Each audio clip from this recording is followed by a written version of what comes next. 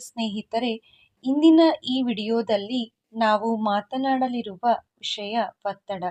ಇಂದಿನ ದಿನಗಳಲ್ಲಿ ಒತ್ತಡವಿಲ್ಲದ ಒಬ್ಬ ವ್ಯಕ್ತಿಯನ್ನಾದರೂ ನಾವು ಹುಡುಕುವುದು ತುಂಬಾ ಕಷ್ಟವಾಗಿದೆ. ವಿದ್ಯಾರ್ಥಿಗಳಿಗೆ ಓದುವುದರ ಒತ್ತಡವಿರ್ತದೆ, ಉದ್ಯೋಗಿಗಳಿಗೆ ಕೆಲಸದ ಒತ್ತಡವಿರ್ತದೆ, ಮನೆತನದಲ್ಲಿ ಜವಾಬ್ದಾರಿಗಳ ಒತ್ತಡವಿರ್ತದೆ, ಹಣಕಾಸು, ಆರೋಗ್ಯ, ಸಂಬಂಧಗಳ ಒತ್ತಡವಿರ್ತದೆ. ಒತ್ತಡ ನಮ್ಮ ಜೀವನದ ಒಂದು ಭಾಗವಾಗಿ ಬಿಟ್ಟಿದೆ. ಒತ್ತಡ ನಮ್ಮನ್ನು ನಿಯಂತ್ರಿಸುತ್ತಿದೆಯಾ ಅಥವಾ ನಾವು ಒತ್ತಡವನ್ನು ನಿಯಂತ್ರಿಸುತ್ತಿದ್ದೇವಾ ಅನ್ನೋದೇ ಈ ದಿನಗಳಲ್ಲಿ ತಿಳಿಯದಾಗಿದೆ. ಒತ್ತಡ ಅಂದರೆ ನಮ್ಮ ಮನಸ್ಸು ಮತ್ತು ದೇಹ ಯಾವುದೋ ಒಂದು ಪರಿಸ್ಥಿತಿಗೆ ಪ್ರತಿಕ್ರಿಯಿಸುವಂತಹ ಪ್ರಕ್ರಿಯೆಯಾಗಿದೆ. ಅಪಾಯ ಬಂದಾಗ, ಭಯ ಬಂದಾಗ, ಅತಿಯಾದ ಜವಾಬ್ದಾರಿ, ನಿರೀಕ್ಷೆಗಳು ಹೆಚ್ಚಾದಾಗ ಇವು ಎಲ್ಲ ಒತ್ತಡಕ್ಕೆ ಕಾರಣವಾಗಿರುತ್ತವೆ. ಒತ್ತಡಗಳಲ್ಲಿ ಎರಡು ವಿಧ: ಒಳ್ಳೆಯ ಒತ್ತಡ ಮತ್ತು ಕೆಟ್ಟ ಒತ್ತಡ.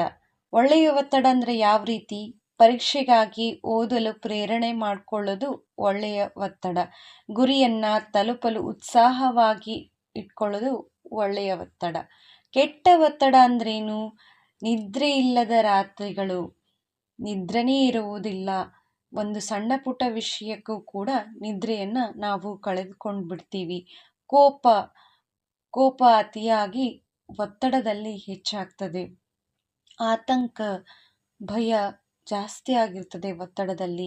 ಆರೋಗ್ಯ ಸಮಸ್ಯೆಗಳಿಂದ ಕೂಡ ಕೆಲವೊಬ್ಬರಿಗೆ ಒತ್ತಡಗಳು ಉಂಟಾಗುತ್ತವೆ. ಒತ್ತಡ ನಮ್ಮ ಜೀವನದಲ್ಲಿ ಹೇಗೆ ಕಾಣಿಸಿಕೊಳ್ಳುತ್ತದೆ? ಮಾನಸಿಕ ಲಕ್ಷಣಗಳಿಂದ ಕಾಣಿಸಿಕೊಳ್ಳಬಹುದು, ಅತಿಯಾದ ಯೋಚನೆಯಿಂದ ಕಾಣಿಸಿಕೊಳ್ಳಬಹುದು. ಯಾರು ಜಾಸ್ತಿ ಯೋಚನೆ ಮಾಡ್ತಿರ್ತಾರೆ ಅವರಲ್ಲಿ ಒತ್ತಡ ಜಾಸ್ತಿ ಇರ್ತದೆ. ಭಯ, ಆತಂಕ ಇದ್ದಲ್ಲಿ ಒತ್ತಡ ಇದ್ದೇ ಇರುತ್ತದೆ. ಗಮನ ಕೇಂದ್ರೀಕರಣ ಕಷ್ಟ ಇರುವುದರಲ್ಲಿ, ಕಾನ್ಸಂಟ್ರೇಷನ್ ಅಂತ ಹೇಳ್ತೀವಿ, ಅಲ್ಲಿ ಒತ್ತಡ ಕಮ್ಮಿ ಆಗಿರ್ತದೆ. ದೈಹಿಕವಾಗಿ ಒತ್ತಡ ಹೆಚ್ಚಾದರೆ ಏನೇನು ಸಮಸ್ಯೆಗಳಾಗಬಹುದು ಅಂತಂದರೆ, ತಲೆನೋವು ಜಾಸ್ತಿ ಆಗುತ್ತೆ. ಒತ್ತಡ ಜಾಸ್ತಿ ಆದಾಗ ತಲೆನೋವು ಜಾಸ್ತಿ ಆಗುತ್ತದೆ. ಹೃದಯದ ಬಡಿತ ಕೂಡ ಒತ್ತಡದಿಂದ ಜಾಸ್ತಿ ಆಗಿರ್ತದೆ. ದಣಿವು ಕೂಡ ಒತ್ತಡದಿಂದ ದಣಿವು ಜಾಸ್ತಿ ಆಗ್ತದೆ. ಒತ್ತಡ ಜಾಸ್ತಿ ಆದಾಗ ಯಾವ ರೀತಿಯ ವರ್ತನೆಯ ಲಕ್ಷಣಗಳಿರ್ತವೆ ಅಂತಂದರೆ, ಸಣ್ಣ ವಿಷಯಕ್ಕೂ ದೊಡ್ಡದಾದಂತಹ ಕೋಪ, ತಡಿಲಾರದಂತಹ ಕೋಪ ಇದ್ದೇ ಇರ್ತದೆ. ಜನರಿಂದ ದೂರ ಇರುವುದು, ಐಸೋಲೇಟ್ ಆಗೋದು ಅಂತ ಹೇಳ್ತಾರೆ. ಒಂದು ರೂಮ್ನಲ್ಲಿ ಹೋಗಿ ಕುತ್ಕೊಳ್ಳೋದಾಗಿರಬಹುದು. ಈ ರೀತಿ ವರ್ತನೆಗಳು ಕೂಡ ಒತ್ತಡಕ್ಕೆ ಕಾರಣ ಆಗಿರ್ತದೆ. ಆಹಾರ ಪದ್ಧತಿಯಲ್ಲಿ ಬದಲಾವಣೆ, ಊಟ ಮಾಡಬೇಕಾದ್ರೆ ಕಡಿಮೆ ಊಟ ಆಗಿರಬಹುದು, ಇಲ್ಲ ಅಂದರೆ ಆಹಾರ ಶೈಲಿಯಲ್ಲಿ ಕೂಡ ನಮಗೆ ಬದಲಾವಣೆ ಆಗ್ತದೆ. ಈ ರೀತಿ ಇದ್ದಾಗ ಒತ್ತಡ ಉಂಟಾಗ್ತದೆ. ಇಂತಹ ಲಕ್ಷಣಗಳನ್ನು ಆದಷ್ಟು ನೀವು ನಿರ್ಲಕ್ಷ್ಯವನ್ನು ಮಾಡಬೇಡಿ. ನಮ್ಮ ಒತ್ತಡಕ್ಕೆ ಕಾರಣವಾಗುವಂತಹ ಪ್ರಮುಖ ಅಂಶಗಳು ಯಾವುವು ಅನ್ನೋದನ್ನು ತಿಳ್ಕೊಳ್ಳೋಣ ಬನ್ನಿ. ಅತಿಯಾದ ನಿರೀಕ್ಷೆಗಳು, ಹೈ ಎಕ್ಸ್ಪೆಕ್ಟೇಷನ್ ಅಂತ ಕರೀತಾರೆ. ನಿರೀಕ್ಷೆಗಳು ತಪ್ಪಲ್ಲ, ಆದರೆ ಅತಿಯಾದ ನಿರೀಕ್ಷೆಗಳು ನಮ್ಮ ಒತ್ತಡದ ಮೊದಲ ಕಾರಣ. ನಾವು ಒಬ್ಬರ ಮೇಲೆ ನಿರೀಕ್ಷೆಗಳನ್ನು ಇಟ್ಕೊಂಡಿರ್ತೀವಿ. ಇವರು ಈ ರೀತಿಯೇ ಇರಬೇಕು ಅನ್ನುವಂಥ ನಿರೀಕ್ಷೆಗಳನ್ನು ಇಟ್ಕೊಂಡಾಗ ಅವರು ನಮ್ಮ ರೀತಿ ಇರದೇ ಇದ್ದಾಗ ನಮಗೆ ಒತ್ತಡ ಜಾಸ್ತಿ ಆಗ್ತದೆ.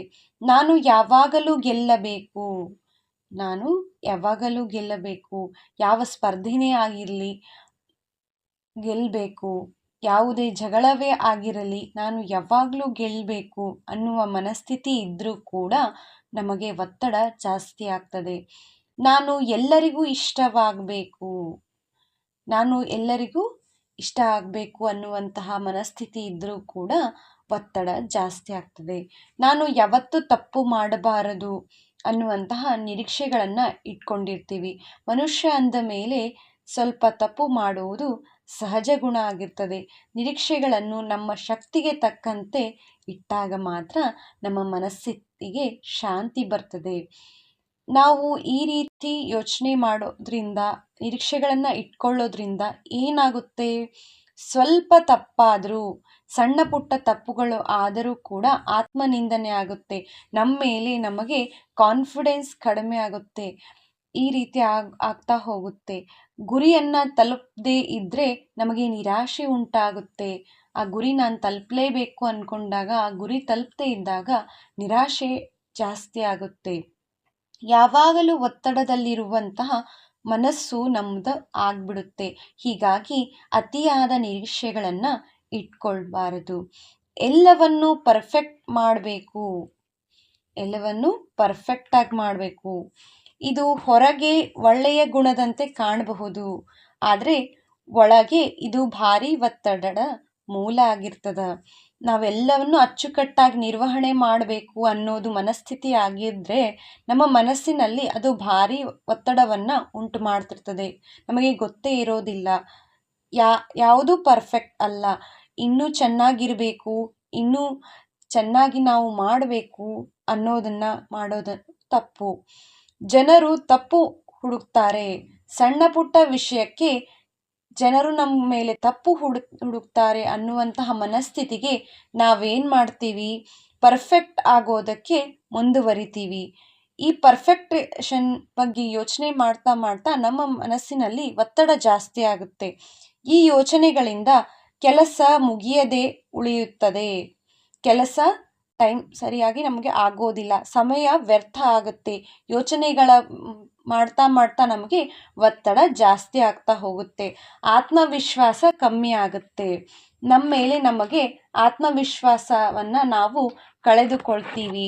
ಅತಿಯಾದ ನಂಬಿಕೆ ಕೂಡ ನಾವು ಹೊಂದಿರ್ತೀವಿ ನಮ್ಮ ಮೇಲೆ, ಅದನ್ನು ಕೂಡ ನಾವು ಕಳ್ಕೊಳ್ತೀವಿ. ಸಮಯ ನಿರ್ವಹಣೆಯ ಕೊರತೆ. ಸಮಯ ನಿರ್ವಹಣೆ ನಾವು ಮಾಡಲಿಲ್ಲ ಅಂತಂದರೆ ಸಮಯ ನಮಗೆ ಒತ್ತಡವನ್ನು ಕೊಡೋದಿಲ್ಲ. ನಾವು ಸಮಯ ನಿರ್ವಹಣೆ ಸರಿಯಾಗಿ ಮಾಡದೇ ಇದ್ದರೆ ನಮಗೆ ಒತ್ತಡ ಉಂಟಾಗುತ್ತೆ. ಕೆಲಸಗಳನ್ನು ಮುಂದೂಡುವುದು, ಇವತ್ತು ಮಾಡಿದ್ರೆ ಆಯ್ತು ಬಿಡು, ನಾಳೆ ಮಾಡಿದ್ರೆ ಆಯ್ತು ಬಿಡು, ಈ ರೀತಿ ಮಾಡೋದ್ರಿಂದ ಕೂಡ ಕೆಲವೊಮ್ಮೆ ಒತ್ತಡ ಉಂಟಾಗುತ್ತೆ. ಒಂದೇ ಸಮಯಕ್ಕೆ ತುಂಬ ಕೆಲಸ, ಒಂದೇ ಸಮಯದಲ್ಲಿ ಎಲ್ಲ ಇವತ್ತಿಂದು ಕೆಲಸ, ನಾಳೆದು ಕೆಲಸ, ನಾಡದ್ದು ಕೆಲಸ ಮಾಡ್ತಾನೆ ಹೋಗೋದು. ಈ ರೀತಿ ಮಾಡೋದ್ರಿಂದ ಕೂಡ ನಮ್ಮ ಮೆದುಳಿನ ಮೇಲೆ ಒತ್ತಡ ಉಂಟಾಗುತ್ತದೆ. ಆದ್ಯತೆ ಗೊತ್ತಿರದಿರುವುದು. ಈ ಆದ್ಯತೆ ಗೊತ್ತಿರದೇ ಇದ್ರೂ ಕೂಡ ನಮಗೆ ಒತ್ತಡ ಉಂಟಾಗುತ್ತೆ. ಇವೆಲ್ಲ ಕಾರಣಗಳಿಂದಾಗಿ ಕೊನೆಯ ಕ್ಷಣದಲ್ಲಿ ನಮಗೆ ಆತಂಕ ಉಂಟಾಗುತ್ತೆ. ಸಮಯ ಸಾಲಿನಲ್ಲಿ ಅನ್ನುವಂತಹ ಭಾವನೆ. ನಮಗೆ ಸಮಯ ಸಾಲ್ತಾನೇ ಇಲ್ಲ, ಎಷ್ಟು ಟೈಮ್ ಇದ್ರೂ ಸಾಕಾಗ್ತಾನೆ ಇಲ್ವಾ ಅಂಥೇಳಿ ಅನಿಸೋಕೆ ಶುರುವಾಗುತ್ತೆ.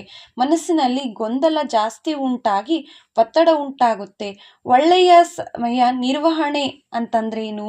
ಎಲ್ಲ ಕೆಲಸ ಒಂದೇ ದಿನ ಮಾಡುವುದಂತಲ್ಲ, ಸರಿಯಾದ ಕೆಲಸವನ್ನು ಸರಿಯಾದ ಸಮಯದಲ್ಲಿ ಮಾಡೋದು. ಹೋಲಿಕೆ ಅಂದರೆ ಕಂಪೇರ್ ಮಾಡೋದು.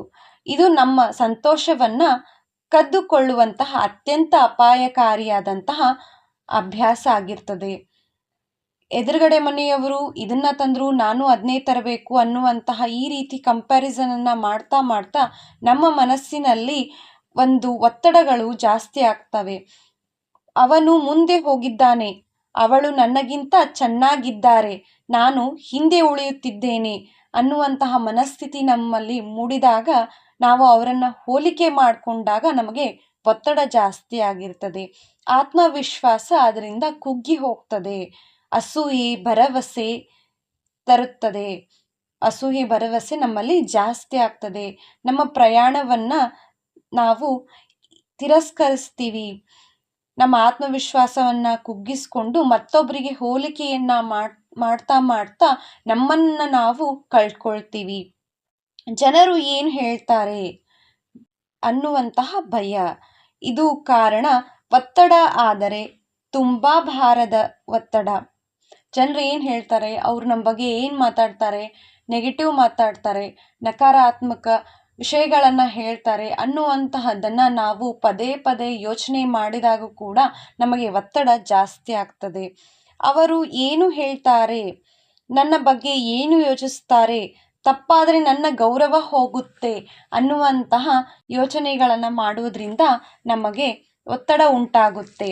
ಈ ಭಯದಿಂದ ನಾವು ನಮ್ಮ ಮನಸ್ಸಿನಲ್ಲಿ ಮಾತು ಹೇಳಲ್ಲ, ನಮ್ಮ ಕನಸುಗಳನ್ನು ಮುಂದೂಡ್ತೇವೆ, ತೀರ್ಮಾನ ತೆಗೆದುಕೊಳ್ಳೋದಿಲ್ಲ. ನಿಜವಾಗಲೂ ಏನಂತಂದರೆ, ಜನ ಇವತ್ತು ಒಳ್ಳೆಯದಿದ್ರೂ ಮಾತಾಡ್ತಾರೆ, ಕೆಟ್ಟದಿದ್ರೂ ಕೂಡ ಮಾತಾಡ್ತಾರೆ. ಇಷ್ಟೊತ್ತು ನಾವು ಒತ್ತಡಗಳಿಗೆ ಕಾರಣಗಳನ್ನು ನೋಡಿದ್ವಿ. ಈಗ ಒತ್ತಡಗಳನ್ನು ನಿರ್ವಹಣೆಯನ್ನು ಯಾವ ರೀತಿ ಮಾಡಬೇಕು, ಒತ್ತಡಗಳಿಂದ ಯಾವ ರೀತಿ ಹೊರಗೆ ಬರಬೇಕು ಅನ್ನೋದನ್ನು ತಿಳ್ಕೊಳ್ಳೋಣ ಬನ್ನಿ. ಬರಿಗಾಲಿನಲ್ಲಿ ನಡಿಬೇಕು. ಬರಿಗಾಲಿನಲ್ಲಿ ನಡೆಯೋದ್ರಿಂದ ನಮ್ಮ ಭೂಮಿಗೆ ಪಾದ ಸ್ಪರ್ಶವಾಗಿ ನಮ್ಮ ಮನಸ್ಸಿನಲ್ಲಿರುವಂತಹ ದುಗುಡಗಳೆಲ್ಲ ಹೊರಗೆ ಹೋಗಿ ನಮಗೆ ಒತ್ತಡ ಕಡಿಮೆ ಆಗ್ತದೆ. ಧ್ಯಾನ ಮಾಡುವುದು, ಪ್ರತಿನಿತ್ಯ ಧ್ಯಾನವನ್ನು ಮಾಡೋದರಿಂದ ನಮ್ಮ ಒತ್ತಡ ಕಡಿಮೆಯಾಗಿ ಏಕಾಗ್ರತೆ ಜಾಸ್ತಿ ಆಗ್ತದೆ. ನೃತ್ಯ ಮಾಡುವುದು, ಡ್ಯಾನ್ಸ್ ಮಾಡೋದ್ರಿಂದ ನಮ್ಮ ಮನಸ್ಸಿನಲ್ಲಿ ಖುಷಿ ಉಂಟಾಗುತ್ತೆ. ಮಿದುಳಿನಲ್ಲಿ ನಮಗೆ ಖುಷಿಯಾದಂತಹ ಯೋಚನೆಗಳು ಬಂದು ನಾವು ಖುಷಿಯಾಗಿರ್ತೀವಿ. ಇದರಿಂದ ಒತ್ತಡದ ನಿರ್ವಹಣೆ ಕೂಡ ಆಗ್ತದೆ. ಪುಸ್ತಕವನ್ನು ಓದೋದು, ನಮಗೆ ಇಷ್ಟವಾದಂತಹ ಪುಸ್ತಕಗಳನ್ನು ಓದೋದ್ರಿಂದ ನಮ್ಮ ಮೈಂಡ್ ಡೈವರ್ಟ್ ಆಗುತ್ತೆ. ಅದರಿಂದ ಕೂಡ ನಮಗೆ ಒತ್ತಡ ನಿರ್ವಹಣೆ ಆಗ್ತದೆ. ವಾಕಿಂಗ್ ಮಾಡೋದು, ನಡೆಯೋದ್ರಿಂದ ಗಾಳಿಯಲ್ಲಿ, ವಾತಾವರಣದಲ್ಲಿ ನಾವು ಬೆರೆಯೋದ್ರಿಂದ ಉಸಿರಾಟದ ಪ್ರಕ್ರಿಯೆ ಆಗಿ ಒತ್ತಡ ನಿರ್ವಹಣೆ ಆಗುತ್ತೆ. ಅನಿಸಿದ್ದನ್ನು ಬರೆಯುವುದು, ಮನಸ್ಸಿಗೆ ಏನನ್ನ ಅನಿಸಿರುತ್ತೆ ಅದನ್ನು ಒಂದು ಪೇಪರ್ನಲ್ಲಿ ತಗೊಂಡ್ಬಿಟ್ಟು ನೀಟಾಗಿ ಬರೆದು ಅದನ್ನು ಸುಟ್ಟು ಹಾಕೋದು ಅಥವಾ ಹರಿದು ಹಾಕೋದು, ಈ ರೀತಿ ಮಾಡೋದ್ರಿಂದ ಕೂಡ ನಮಗೆ ಒತ್ತಡ ನಿರ್ವಹಣೆ ಆಗ್ತದೆ.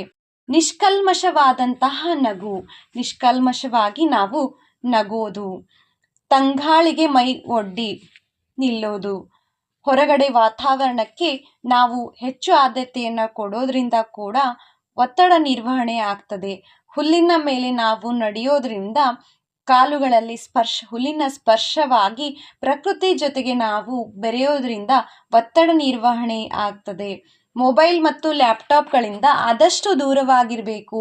ಅದರಲ್ಲಿ ಬರುವಂತಹ ನೋಟಿಫಿಕೇಷನ್ಗಳಾಗಿರಬಹುದು, ಇಲ್ಲ ಅಂತಂದರೆ ಮಂತ್ಲಿ ಇನ್ಸ್ಟಾಲ್ಮೆಂಟ್ ಮೆಸೇಜಸ್ ಆಗಿರಬಹುದು, ಇಂಥವುಗಳನ್ನೆಲ್ಲ ನೋಡಿದಾಗ ಪದೇ ಪದೇ ನಮಗೆ ಆದಷ್ಟು ಒತ್ತಡಗಳು ಜಾಸ್ತಿ ಆಗ್ತಾ ಹೋಗ್ತದೆ. ಅವುಗಳಿಂದ ನಾವು ದೂರವಿರಬೇಕು. ಆತ್ಮೀಯರ ಬಳಿ ಮಾತನಾಡಬೇಕು. ನಮಗೆ ಯಾವ ವಿಷಯಕ್ಕೆ ನೋವಾಗಿರುತ್ತೆ ಅನ್ನೋದನ್ನು ಆತ್ಮೀಯರ ಬಳಿ ನಾವು ಮಾತಾಡೋದ್ರಿಂದ ಕೂಡ ಒತ್ತಡ ನಿರ್ವಹಣೆ ಆಗ್ತದೆ. ಮುಗುಳ್ನಗೆ ತೋರಿಸುವಂತಹ ಫೋಟೋಗಳನ್ನು ನೋಡಬೇಕು. ನಗ್ತಿರ್ತಾರೆ ಅಂತಹ ಫೋಟೋಗಳನ್ನು ನೋಡೋದ್ರಿಂದ ಕೂಡ ನಮ್ಮ ಮನಸ್ಸಿನಲ್ಲಿ ಒತ್ತಡ ಉಂಟಾಗೋದು ಕಡಿಮೆ ಆಗ್ತದೆ. ಒತ್ತಡ ತಗ್ಗಿಸುವ ಚೆಂಡಿನ ವ್ಯಾಯಾಮವನ್ನು ಮಾಡಬೇಕು.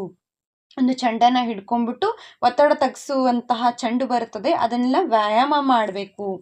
10ರಿಂದ 1 ನಾವು ಎಣಿಸ್ಬೇಕು.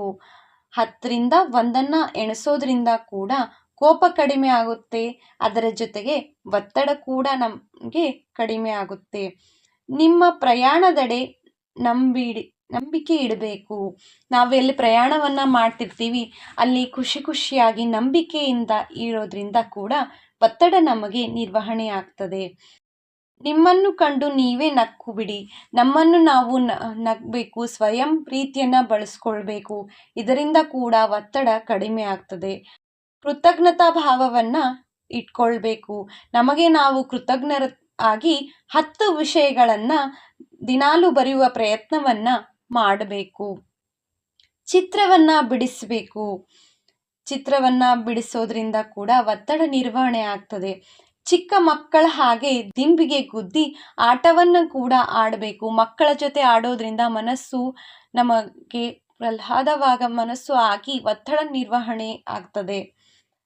ಸ್ನಾನವನ್ನು ಮಾಡೋದು, ನಮ್ಮ ಸ್ನಾನವನ್ನು ಮಾಡಿ ನಮ್ಮ ದೇಹವನ್ನು ಸ್ವಚ್ಛವಾಗಿ ಇಟ್ಕೊಳ್ಳೋದ್ರಿಂದ ನಮಗೆ ಒತ್ತಡ ನಿರ್ವಹಣೆ ಆಗ್ತದೆ. ಕತ್ತನ್ನು ನೀವಿಕೊಳ್ಳೋದ್ರಿಂದ ಕೂಡ ಒತ್ತಡ ನಿರ್ವಹಣೆ ಆಗ್ತದೆ. ಹಾಸ್ಯವಾದಂತಹ ವಿಡಿಯೋಗಳನ್ನು ನೋಡಿ ನಗೋದ್ರಿಂದ ಕೂಡ ನಮಗೆ ಒತ್ತಡ ನಿರ್ವಹಣೆ ಆಗ್ತದೆ. ಸೂರ್ಯನ ಬೆಳಕಿಗೆ ಮೈಯನ್ನು ಒಡ್ಡುವುದು, ನಾವು ಸೂರ್ಯನ ಬೆಳಕಿಗೆ ಮೈಯನ್ನು ಒಡ್ಡೋದ್ರಿಂದ ವಿಟಮಿನ್ ಡಿ ಕೂಡ ನಮಗೆ ದೊರೆಯುತ್ತದೆ. ಅದರಿಂದ ಕೂಡ ನಮ್ಮ ಆರೋಗ್ಯಕ್ಕೂ ಒಳ್ಳೆಯದು, ಆಮೇಲೆ ನಮ್ಮ ಮನಸ್ಸಿಗೂ ಕೂಡ ಒಳ್ಳೆಯದಾಗಿರ್ತದೆ. ಸಾಕು ಪ್ರಾಣಿಗಳ ಜೊತೆಗೆ ನಾವು ಆಟವನ್ನು ಆಡಬೇಕು. ಆಟವನ್ನು ಆಡೋದ್ರಿಂದ ನಮಗೆ ಒತ್ತಡ ನಿರ್ವಹಣೆ ಆಗ್ತದೆ. 20 ಬಾರಿ ಮೇಲೆ ಕೆಳಗೆ ಜಿಗಿಯೋದು. ಸಣ್ಣ ಮಕ್ಕಳಂತೆ ನಾವು ಮೇಲೆ ಕೆಳಗೆ ಜಿಗಿಯೋದ್ರಿಂದ ಕೂಡ ಒತ್ತಡ ನಿರ್ವಹಣೆ ಆಗ್ತದೆ. ನಿಮಗಿಷ್ಟವಾದಂತಹ ಸ್ಥಳವನ್ನು ಭೇಟಿ ಕೊಡೋದು.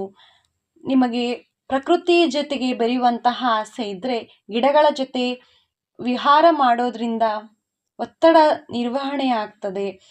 ಸುವಾಸನ ಭರಿತವಾದಂತಹ ಮೊಂಬತ್ತಿಯನ್ನು ಹಚ್ಚಿ ಇಡೋದು. ಈ ಅರೋಮಾ ಥೆರಪಿ ಅಂತ ಕರೀತಾರೆ. ಇದನ್ನು ಮಾಡೋದ್ರಿಂದ ನಮ್ಮ ಮೆದುಳಿನಲ್ಲಿ ಒತ್ತಡ ನಿರ್ವಹಣೆ ಕಡಿಮೆ ಆಗಿ ನಾವು ಕಾಮಾಗಿ ಇರ್ತೀವಿ.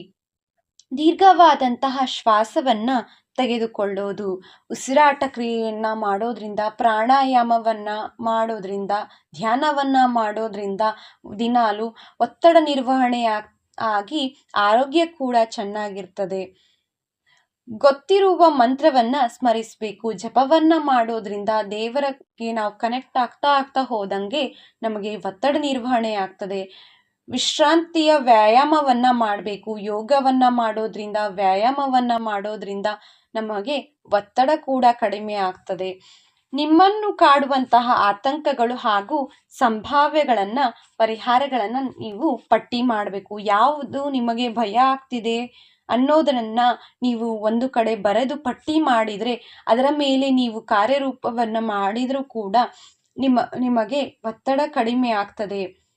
ಆಶ್ಚರ್ಯ ಮತ್ತು ಸಂತಸದ ವಿಚಾರವೇನೆಂದರೆ, ನಿಮಗೆ ಪರಿಹಾರಗಳು ಹಣ ಕೊಟ್ಟು ತರಬೇಕಂತೇನಿಲ್ಲ.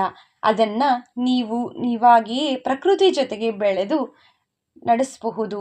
ಒತ್ತಡವನ್ನು ನಿರ್ವಹಣೆಯನ್ನು ಮಾಡ್ಕೊಳ್ಬೋದು.